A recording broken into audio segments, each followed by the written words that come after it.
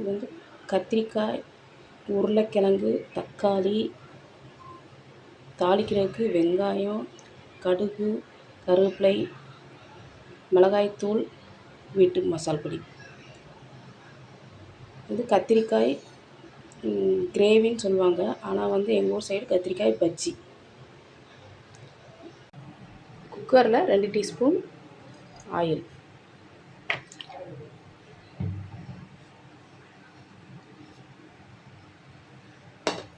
இதில் அப்படியே கத்திரிக்காய்,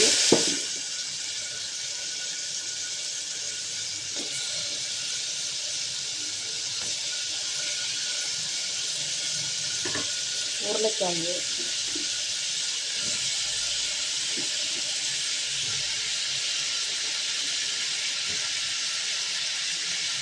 தக்காளி,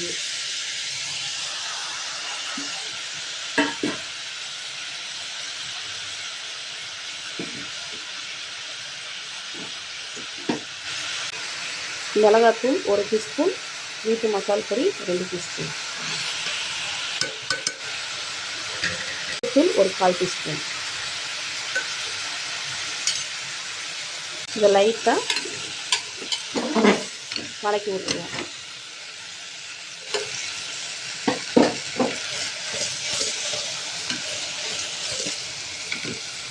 லைட்டாக அப்படியே பரட்டி விட்டு தண்ணி ஊற்றிடலாம். ஒரு 1/2 டீஸ்பூன் சால்ட்டு தேவைக்கேற்ப. இதில்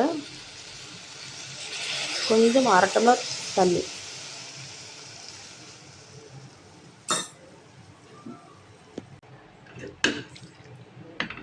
அரை டம்ளர் தண்ணி ஊற்றியாச்சு. இதை குக்கரை மூடி வச்சுருவோம். ஒரு 2 விசில் வரட்டும். தாளிக்கிறதுக்கு ஒரு 2 டீஸ்பூன் ஆயில்.